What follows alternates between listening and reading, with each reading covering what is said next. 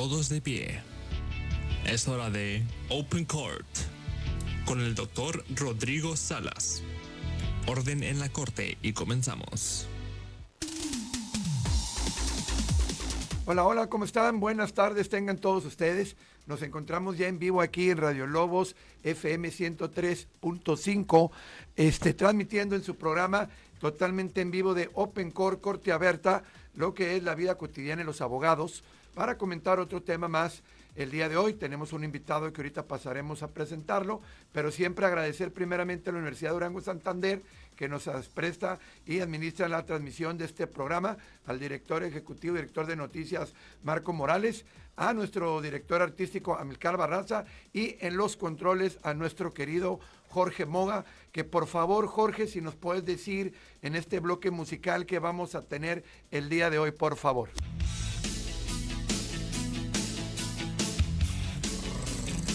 Buenas tardes, doctor. Pues hoy vamos a tener a Moderato, prácticamente Jay de la Cueva. Hay que aprovechar que estuvo por acá en el FAOT, ¿verdad? En esta edición. Jay de la Cueva, ¿qué podemos hablar de Jay de la Cueva? Hijo de Javier de la Cueva, que fue tecladista, pianista más que nada de los Camisas Negras. De ahí viene ya su historia musical. Después formó un grupo donde él era prácticamente... como era un pequeño tocando la batería ya con músicos experimentados, no recuerdo el nombre ahorita de esa banda, y luego después forman Microchips, parte de Microchips, no? Y después él formó, fue de los iniciadores del grupo Molotov, y como no cuajó mucho el proyecto, se fue directamente al grupo Fobia. Aprovechó que salió su baterista y entra Jay de la Cueva en la última etapa antes de la primera separación de Fobia, y después pues ya lo conocimos con este proyecto que hizo así que con trajes muy estrafalarios al estilo glam rock, con algunos de sus integrantes y ex integrantes también, el bajista Cha y a Iñaki, guitarrista también de Fobia, formaron Moderato y empezaron como un juego y después fue todo un boom. Así que mucho que hablar de Jay de la Cueva. Para escucharlos ahorita. Así es. Muy amable, gracias, Jorge. Pues bueno, vamos a darle la bienvenida a nuestro invitado. Tenemos al licenciado en Derecho, maestro Sergio Ruiz Rocha, el cual está aquí con nosotros como invitado especial, y vamos a tocar, como les decía en el reel antes de entrar al aire hace temprano, lo que quiere ver un abogado para estudiar lo que es un poquito esa práctica. Mi estimado Sergio, te doy la palabra, pero lo vamos a enfocar fuera de cabina con una especialidad que quieres tocar con lo que es el sistema de justicia penal para adolescentes, tanto de la parte defensa como la parte en cuestiones de lo que son los ofendidos, las víctimas, y creo que me parece un excelente tema, Sergio, dado que pues la juventud desgraciadamente, desafortunadamente, ha estado pues en boca de todos en cuestiones de noticias desgraciadamente pues malas, ¿no? Con estos comportamientos, y pues será nuestro tema de hoy, no se lo pueden perder. Sergio, adelante, bienvenido, por favor. Muchas gracias, Rodrigo, muchas gracias a todo el auditorio que los escucha, agradezco mucho la invitación. Y pues bueno, parte del tema que vamos a hablar es qué se necesita para ser abogado, y pues dándole un enfoque precisamente en esa etapa de formación o vocacional, el enfoque para la justicia o penal para adolescentes. De entrada, pues se necesita vocación para poder estudiar, correcto, esta carrera. Vocatio, llamado interno. Exactamente, tener la vocación. En esto es importante que a las personas que están por egresar o que tienen la inquietud por estudiar derecho, es importante que conozcan de qué se trata el derecho, que no es nada más el hecho de que vas a estar tú frente a la corte. El derecho tiene diversas ramas y es muy amplio, y que te abre un abanico grande de posibilidades. Para esto, pues, son las habilidades que vas a tener que desarrollar a futuro, dependiendo cuáles son tus intereses, ¿no? Definitivamente tocas un tema muy importante, esa vocación, llamado interno, tus intereses. Yo recuerdo que lo que es estando en la preparatoria, qué tan importante es la materia de orientación vocacional. Exacto. Que la preparatoria escogías ciencias sociales, donde entraba el derecho, químico, biólogo, pues esta ciencia, físico, matemático, y creo que eran las tres que en mi momento no. Y entonces, pues yo creo que desde ahí debemos de partir que nuestra carrera, los licenciados en Derechos, pues tienen que tener, independientemente esa pasión por las leyes, por el derecho, el ser jurista, primeramente ese enfoque social. Exactamente, ese enfoque social y sobre todo ese compromiso con las personas a las cuales vas a representar, esa lealtad que vas a tener hacia tus clientes. Pero la lealtad no es nada más, estaba mal concebida en algunos casos porque piensan nada más que es, bueno, no te voy a abandonar, pero la lealtad también va en el hecho de que también te tienes que capacitar y preparar para sustentar cada caso que se te presenta. Ahora, con tanto cambio y tanta reforma, te obliga a que tú estés al día y que estés estudiando día con día todas las actualizaciones dependiendo del área o el rubro en el que te estés desempeñando, ¿no? Perfecto. Ahorita después del corte vamos a entrar precisamente a esa materia o especialización en justicia para adolescentes.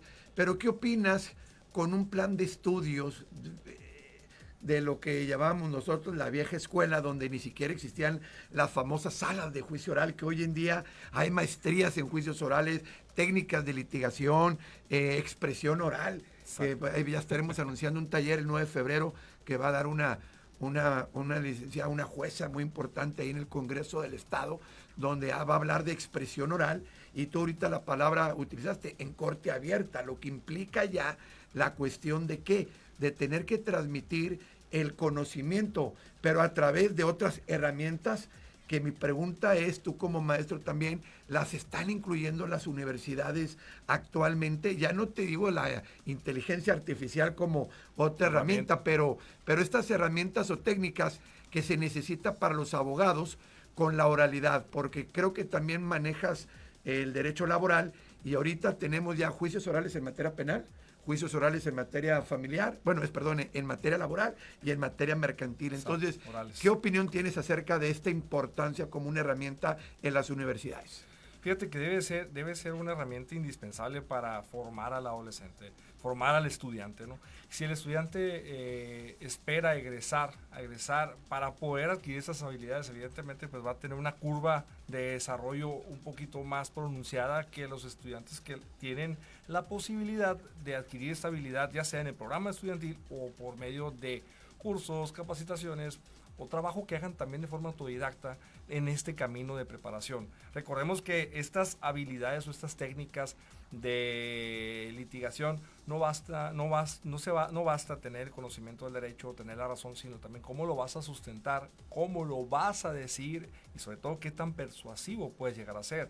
Hay ocasiones en las que te encuentras tú en una audiencia y estás escuchando a tu contraparte y dices, oye, no tiene la razón, pero qué bonito habla. Y casi me está convenciendo, ¿no? Argumentación, claro, es el poder de la argumentación jurídica en nuestro campo, pero ese es el poder de la argumentación en cualquiera de las ramas, tanto el derecho como en la vida, ¿no? Exacto. Como dice un dicho, no grites, mejora tus argumentos. Exacto. Entonces creo yo que como derecho, pues tenemos la obligación precisamente de tener estas herramientas y ahorita después de la primera pausa, Sergio, entraremos precisamente a esta materia de justicia para adolescentes. Con mayor razón y eficiencia debemos de tener, ahorita nos hablas de esta certificación y capacitación que ya prácticamente se ha vuelto en materia familiar, también va a ser obligatoria con el nuevo código. Entonces ya no estamos ante un sistema tradicional de una escuela o de una universidad con el derecho de llegar a aprender los códigos, aprender jurisprudencia, ver estas actuaciones, sino al contrario, es ese estudio y esa preparación tanto interna como externa. Exacto. Muy bien. De hecho, esta preparación que te exige, te lo va a exigir la propia vida. Aquí hay algo muy curioso y a todos los estudiantes se los decimos, los maestros.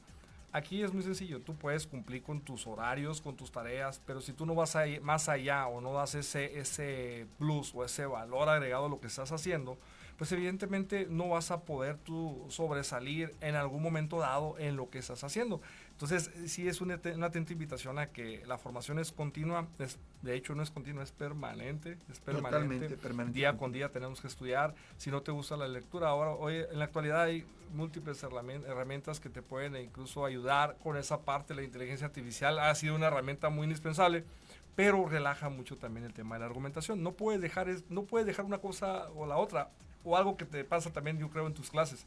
Hay alumnos que ni siquiera quieren tomar notas, están nada más en el celular, tomando todas las notas en el celular. Correcto. Y se les explica, si no tomas notas, es muy difícil que, por ejemplo, en una audiencia oral, donde tú estés en un debate vivo, que encuentres la información que estás escribiendo, que la encuentres tan fácilmente como en una nota escrita, ¿no? Son pequeños detalles que, si bien es cierto, tenemos muchas herramientas tecnológicas, no podemos dejar tampoco el aprendizaje tradicional en el derecho, que siempre va a ser la base para nosotros poder tener una mejor una retórica, una argumentación, y sobre todo poder tener esos elementos prácticos a la hora de la hora, que también no enseñan en la escuela, se adquieren en la práctica, para poder sustentar en las audiencias.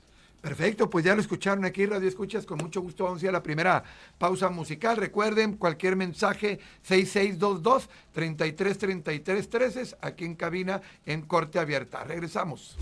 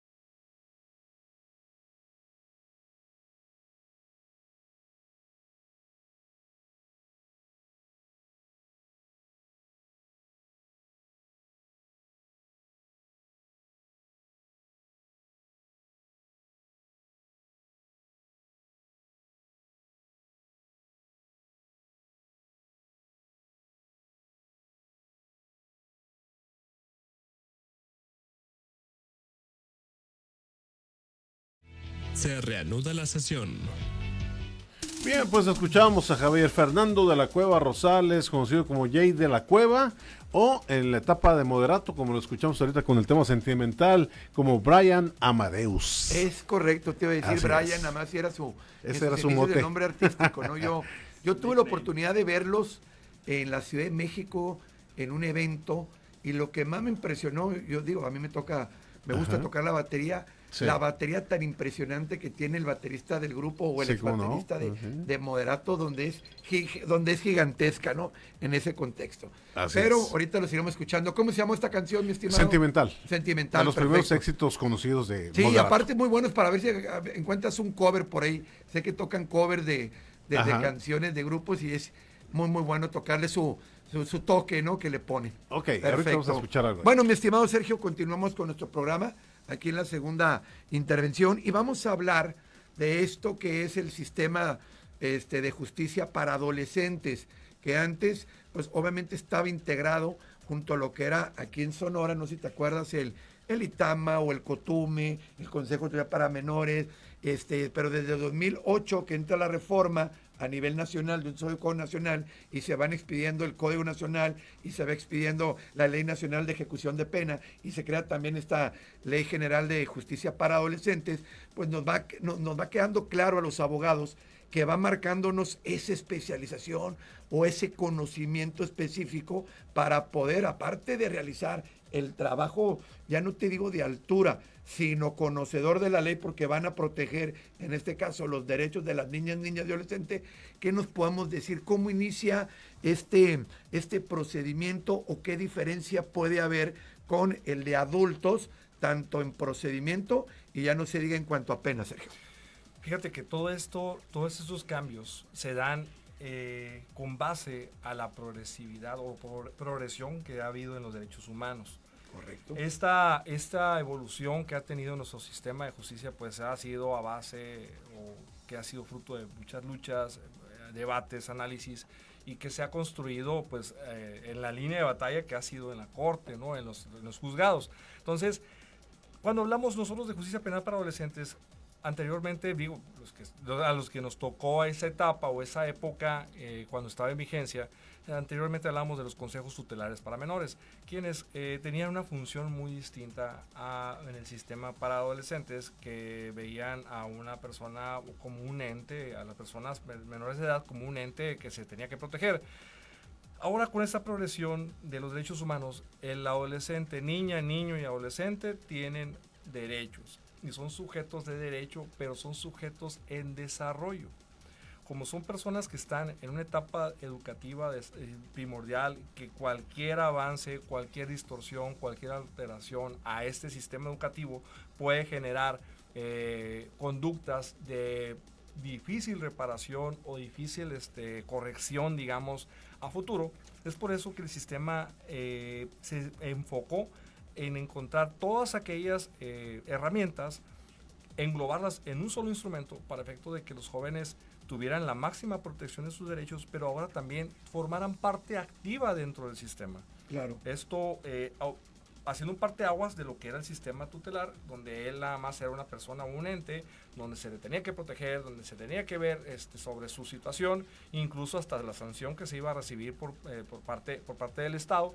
Y ahora no. Ahora se hace a la inversa, desde una figura más garantista, donde a él se le reconoce, se le protege y se le corrige mediante un sistema de sanciones, que no se llaman sentencias, se llaman sanciones. ¿Por qué? Porque se busca que se corrija precisamente todas aquellas circunstancias que lo llevaban a estar en conflicto con la ley penal. Sí, estás totalmente de acuerdo contigo, y utiliza los términos que ya no, que le llaman internamiento, no está recluido. Tratan de cuidar que a veces las personas en la vida cotidiana no entienden por qué ha venido cambiando. Antes era menor, luego fue niños en general, infancia, y ahora son en términos que usamos nosotros, las NNA, niños, niñas y adolescentes, que engloba precisamente esa infancia.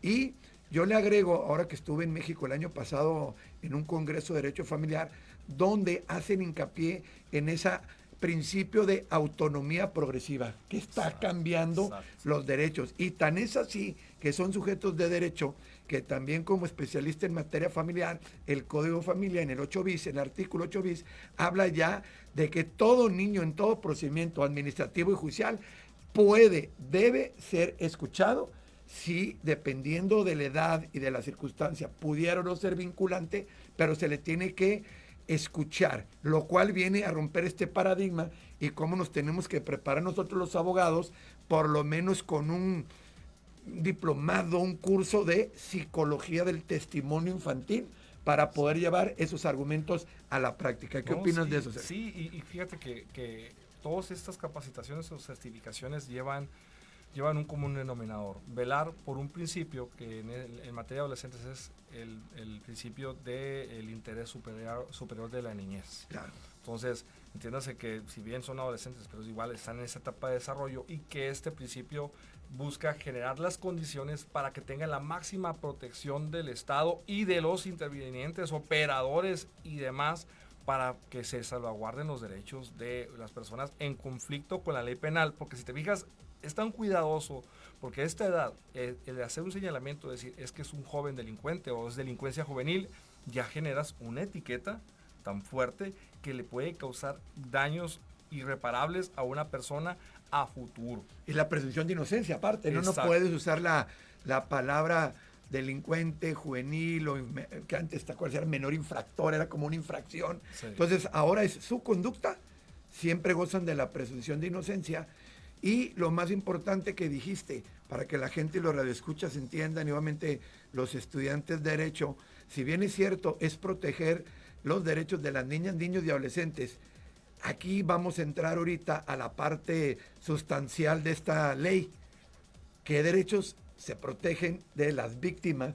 Pero qué derechos también que a veces, como utilizando palabras cotidianas, como un niño delincuente, un joven delincuente, se le puede dar derechos. Pues bueno, pero es que el interés superior de los niños y adolescentes no está viendo si cuando eres de alguna manera infractor o eres de alguna manera imputado o víctima, estás hablando de que son menores o es el interés superior de manera general. Y aquí esta ley, que ahorita nos vas a platicar, precisamente empieza a hacer estas distinciones, ¿no? Exactamente. Y también vamos a ver más adelante y la dualidad que existe en el sistema, ¿no?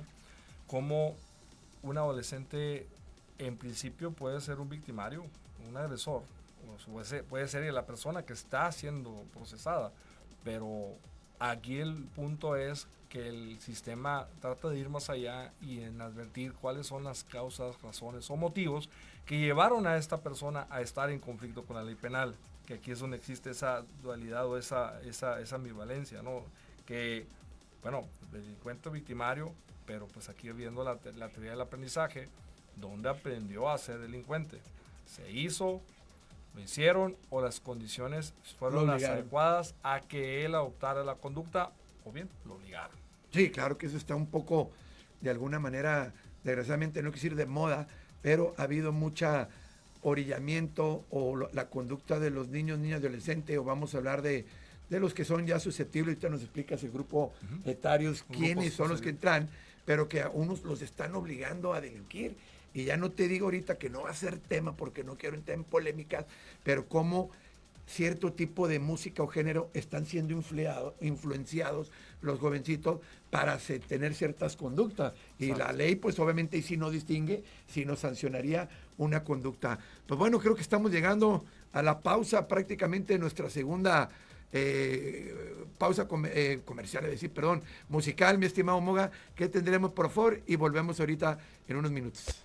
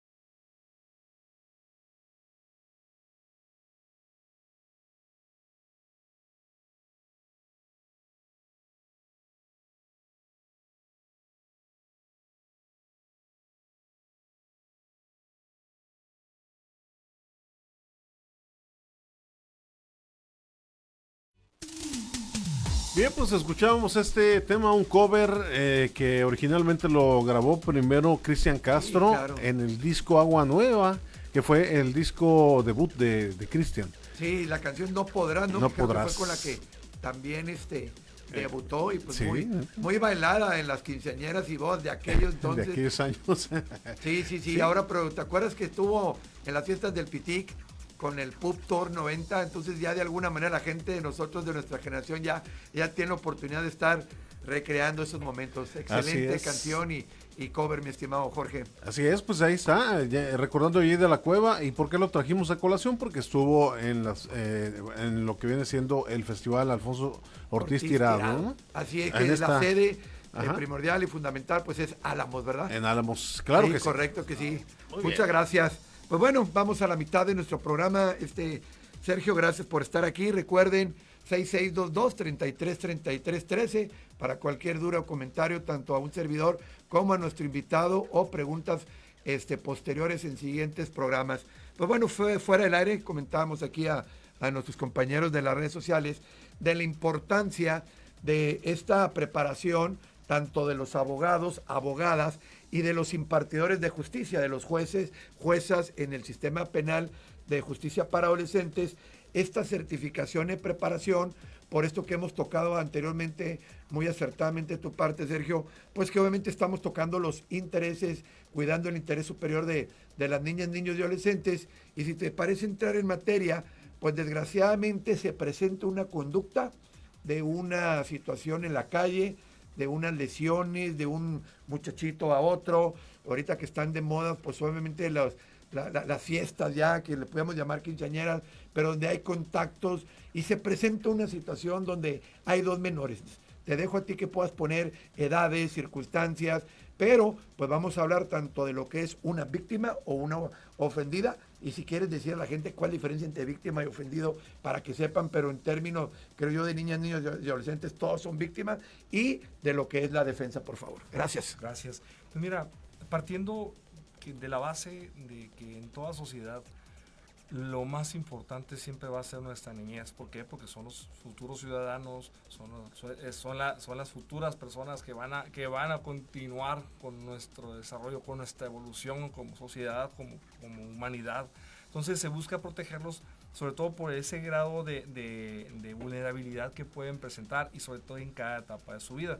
Entonces recordemos que ahora con esta reforma que se da, o con ese parteaguas donde se deja el tutelarismo, que se empieza ahora ya con un nuevo sistema integral de justicia para adolescentes, se acota ya la edad penal y una persona es penalmente ya susceptible de llegar a un juicio, pues ahora a partir de los 12 años. De los 12 años en adelante ya la persona ya es considerada un adolescente, deja de ser un niño y ya enfrenta un proceso ante la ley. Entonces aquí se hace una clasificación legal acorde a la etapa de desarrollo de cada persona por estudios que se han hecho previos de cuál es el nivel de madurez o el nivel de educación o preparación que pueda tener este sujeto en desarrollo, niñas, niños o hacia adolescentes, que las sanciones o más bien el tratamiento que se le va a dar para corregir todas aquellas cuestiones que van a estar en conflicto con la ley penal tiene que ser con un enfoque diferenciado, personalizado, acorde a las necesidades y retos que enfrenta cada persona en estas circunstancias. En torno a esto, la ley nos hace una clasificación de 3 grupos. Entonces son 3 grupos que se llaman grupos etarios. El grupo etario 1, que data de los 12 a los 14 años. El grupo etario 2, que es de los 14 a los 16. Y el grupo etario 3, que es el último, de 16 hasta los 18 años. Con base a esto, evidentemente puede haber un despliegue, una conducta, un delito. Puede ser que haya sido un robo en algún establecimiento comercial, pero no va a tener digamos, no va a tener el mismo tratamiento o el mismo proceso una persona del grupo etario 1, es decir, personas que se encuentran en el rango de los 12 a los 14 años, que el que pueda tener, o evidentemente una persona del grupo etario 3, de los 16 a los 18, y no se diga una persona ya mayor de edad, que mayor de edad se entiéndase que es una persona de los 18 años en adelante. Entonces, haciendo esta distinción, cuando estamos hablando nosotros de personas del grupo etario 1, entiéndanse que son personas que están dando el salto de lo que es la niñez para entrar a la adolescencia, donde se presentan cambios hormonales, físicos, psicológicos, que es la famosa aborrecencia, ¿no? Que le dicen, Sí. ¿no? Que ni ellos entienden, ¿no? Entonces, en esta etapa es muy complejo el tratamiento, porque si no se da una intervención adecuada o no se da un tratamiento correcto en un proceso o desde la detención de un joven en este grupo, se puede causar un daño irreparable.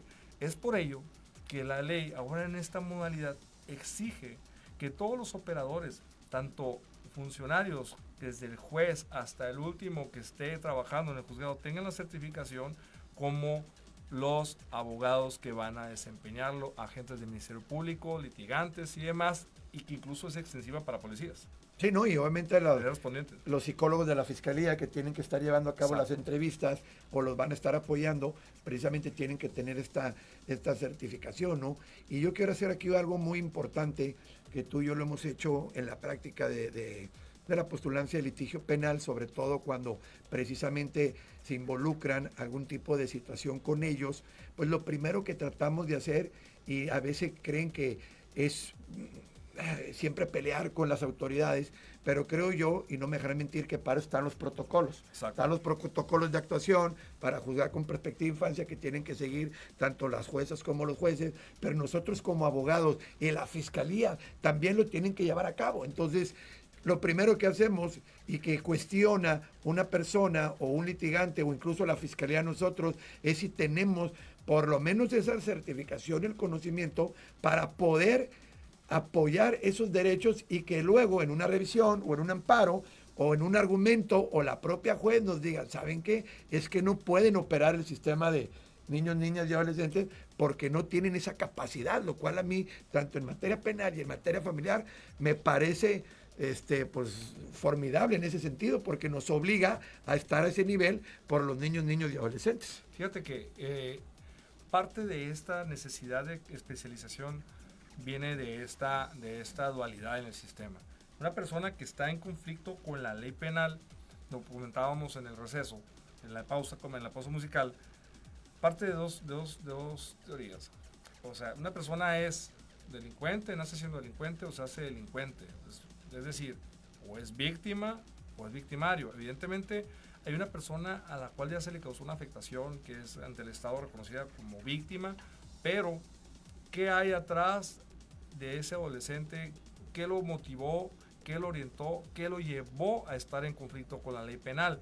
Que es aquí donde el Estado, el legislativo y toda esa armonización que viene también de los trabajos que se han hecho y las observaciones generales que se han hecho también al Comité de Derechos de los Niños, que han dado esa pauta y han instruido en esas recomendaciones a los estados para que las tomen en consideración al momento que van a resolver, y que tengan ese cuidado para no revictimizar y no poner una etiqueta a una persona que está en conflicto con la ley penal. Partamos de la base de la teoría del aprendizaje. Una persona, a ver, si estás hablando de una persona en conflicto con la ley penal, cometió un hecho que la ley señala como delito de robo, por decirlo. Bueno, suponiendo que esa persona haya robado un vehículo, ¿cómo aprendió a abrir el vehículo? Primer interrogante. ¿Le enseñaron? ¿Lo adoptó en su entorno? Y si es así, estamos hablando de un posible caso de corrupción de menores, porque está cerca de personas que están cometiendo delitos. O tercero, lo obligaron a cometerlo, quiere decir que le trasladaron ese conocimiento, ve a robar.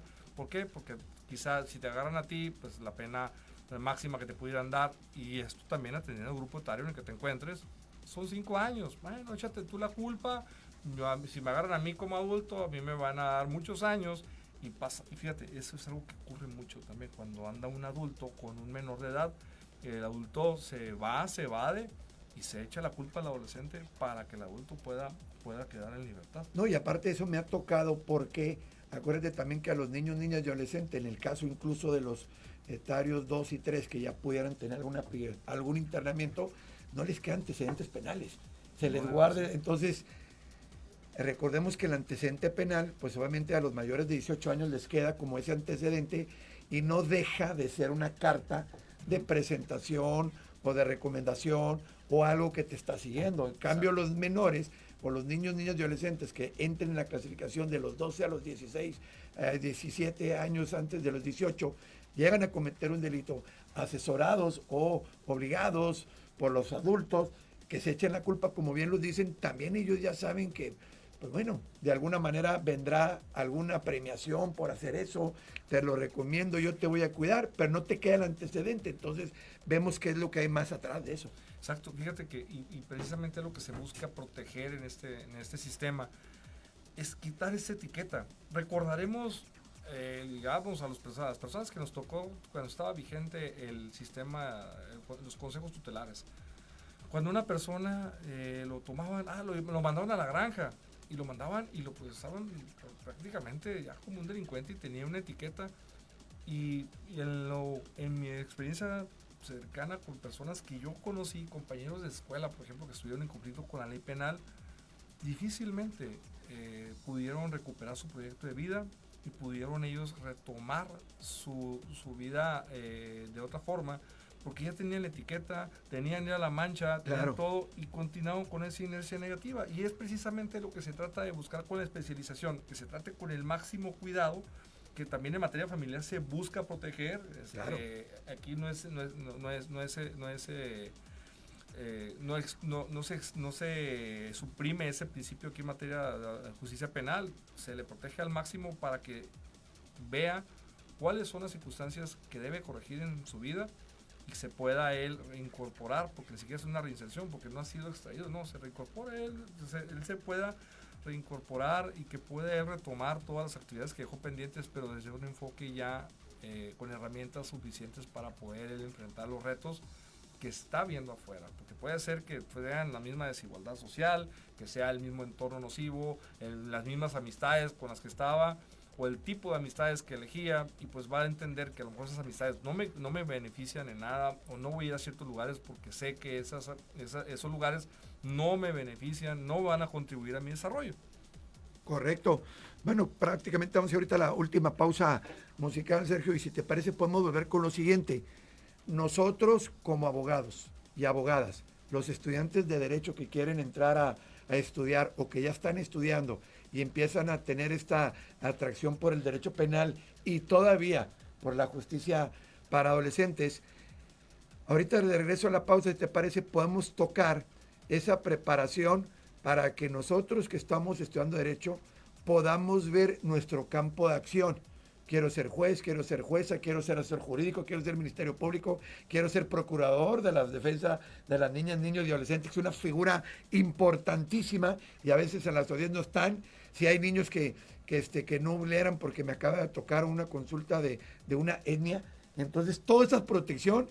Entonces, ¿dónde entra el campo de acción de un abogado ya en este tema de justicia? Para terminar este programa, ¿te parece bien? Amplísimo, excelente. Perfecto, vamos a regresar con la última pausa musical. Por favor, Moga, y regresamos.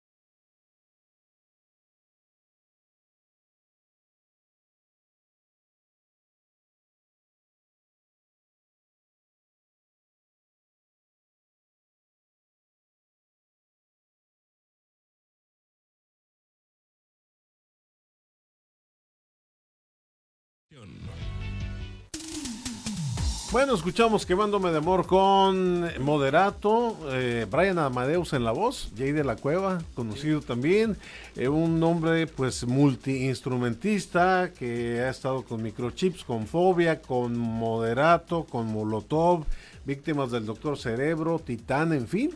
¿Y qué fue lo que pasó, Jorge, ahora que ves Jay de la Cueva? ¿Hay alguna razón? Digo, desconozco si... Sí, estaban platicando en una entrevista a Iñaki, que era el guitarrista, el güero le decían, ¿no? Sí. El que traía el cabello así rubio, pero que fue guitarrista también de Fobia, y que estaban muy, bueno, tristes, pero dio a entender que como que se le subió demasiado el ego a Jay. Es que el vocalista es muy común que les Sí, pase a eso. y que no tuvieron un arreglo, pues, Claro. y tampoco Cha, que era el bajista también de Fobia, que lo jaló a Moderato, pues se sintió muy traicionado también por parte de Jay, y lo quisieron hacer muy, para no hacer tanto escándalo, pues por Claro. encimita Y habrá lo un manejaron, reencuentro ¿no? de ellos con el pasar de los años. Pues a ver si se logra, porque creo que sí quedaron dolidos, se les veía dolidos, dice que sí el tiempo terminaron. lo cura todo, dice el refrán. Muchas Pues, gracias, platicaron. Jorge. Ya estaremos el próximo martes. Pues bueno, se nos va a acabar el tiempo, último bloque. Pero antes de terminar, a todos nuestros invitados, siempre es muy importante, Sergio, ¿dónde te pueden localizar? Tus redes sociales o tu teléfono y sobre todo tu campo de acción del derecho, por favor, para que lo sepa la gente. Muchas gracias. Mira, a través de mis redes sociales, Sergio Ruiz Rocha en Facebook, Instagram y en mi teléfono 6623-662360. Vamos a tus órdenes. Estamos especializados en el sistema de justicia penal para adolescentes, obviamente pues en la materia penal y pues también con un enfoque también muy victimal, pero también partimos de los dos rubros, ¿no? Tanto como defensor como asesor jurídico también. Perfecto, pues aprovecho con esa información que nos das de tu especialidad, sobre todo dónde estás. En el escenario de que se presente un hecho delictivo, con la apariencia de delito de un adolescente, si vamos a estar como asesores jurídicos o vamos a representar en un acompañamiento junto con la Fiscalía, ¿qué recomendaciones les puedes dar a los abogados o dónde debemos de estar muy de la mano de la palabra coadyuvancia con la Fiscalía, para después la misma pregunta, pero en caso de que nos quieran contratar o que un niño o un adolescente haya cometido alguna apariencia de hecho delictivo, pues obviamente vaya a estar con un defensor particular o público? Que esos dos escenarios para terminar, por favor. En principio, fíjate, el sistema exige que los datos de las personas adolescentes o personas en conflicto con la ley penal sean protegidos religiosamente. Esto es algo que no se puede pasar por alto bajo ninguna circunstancia, y los datos se manejan sin las iniciales. Ahora sí, vemos nosotros el sistema para adultos que por el principio de presunción de inocencia ponen José N, Francisco N. Sí, tapan los ojos, ya lo hemos visto. Sí, él pone una que en mi concepción, pues el daño se lo sigues haciendo, no te sirve nada, se ven los rasgos de identificación de la persona. Pero en materia de adolescentes, tienen que ser completamente reservados. No genera una sentencia en materia de justicia para adolescentes, no genera un antecedente penal por las condiciones que hemos venido platicando. Pero sobre todo, en todo momento, tiene que estar acompañado, ya sea por el asesor jurídico, un familiar, y en ausencia de tiene que estar acompañado por una persona perteneciente a la Procuraduría de Niñas, Niños y Adolescentes. ¿Por qué? Porque esta Procuraduría va a darle un apoyo emotivo, y no solo jurídico, sino emotivo, que va a venir a complementar o a suplir esa parte que necesitaría el adolescente en determinado momento de su familia. Si no se tiene, por las circunstancias del caso, las condiciones o circunstancias del propio adolescente, el Estado le da esa protección a esta persona. Esto en aras de buscar una revictimización y hacer una mínima intervención dentro del mismo proceso. Esto equivaldría a hacer una cirugía de mínima invasión con especialistas, pero cuando estamos hablando nosotros de personas en desarrollo, adolescentes específicamente.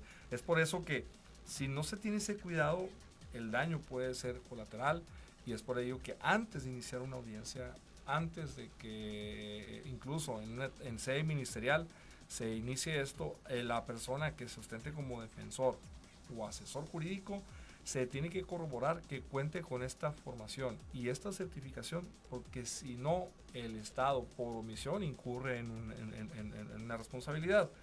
Esto debido a que lleva reglas específicas, lleva reglas diferenciadas que tienen esa máxima protección, de las cuales se hace esa diferenciación entre el sistema para adultos. En materia de adolescentes, las entrevistas simplemente tienen que ser siempre en compañía de un familiar, tutor, o en el caso de que no exista uno de ellos, del procurador de niñas, niños y adolescentes.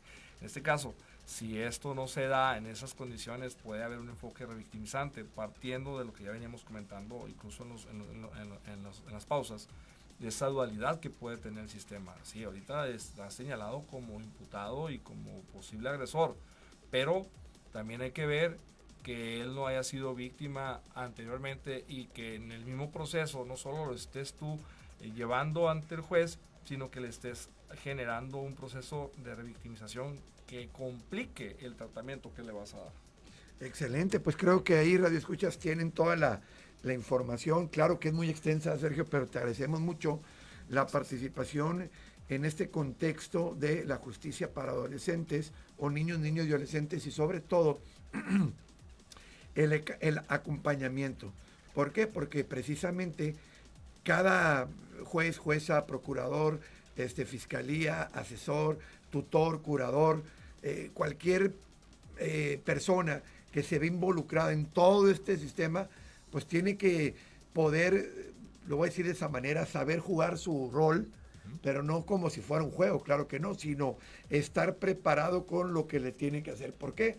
Porque luego viene la otra parte, la defensa, en este caso, y entonces muchas veces la gente no entiende por qué, si a lo mejor el hecho está, el video está, el testigo está, pero por cuestiones procesales, por cuestiones de derechos, por cuestiones de omisiones procesales, pues se pueda decretar un fallo de no culpable o absolutorio. Y entonces ahí es donde entramos nosotros como abogados y decirle, es que no es que haya fallado una persona o el sistema, es que definitivamente las personas que lleven a cabo o a cargo estos asuntos tienen que tener esa preparación, esa certificación. Exacto. Y lo más importante, no tener miedo, esa experiencia. Todos comenzamos viendo a alguien, yendo a ver una audiencia que nos va enseñando, y es obviamente mucho temor y pánico escénico argumentar lo que decías al principio, ¿no?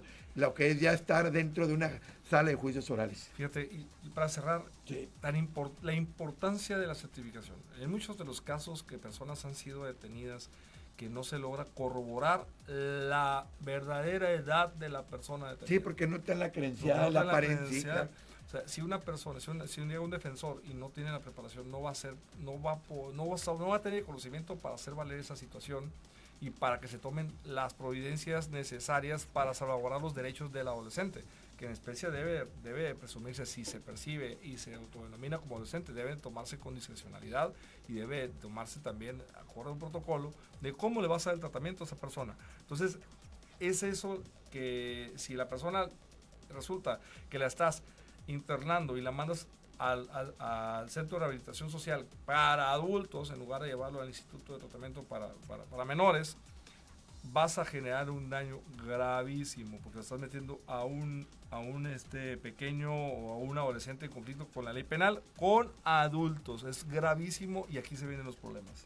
Claro que sí. Pues bueno, les agradecemos mucho, Radio Escuchas, el día de hoy, gracias a la Universidad Durango Santander por siempre este espacio, todos los martes, y con toda la programación que tienen entre semana en los diversos programas. Jorge, director, sí, artístico y musical. Tengo a Micar Barraza, también diseñador aquí de nuestro programa, a Marco Morales y sobre todo a ustedes. Yo soy el doctor Rodrigo Salas en este programa de Open Court. Nos vemos el próximo martes. Muchas gracias. Última palabra. Esto fue Open Court con el doctor Rodrigo Salas. Están citados a asistir al jurado el próximo martes a las 3 p.m. Pueden retirarse.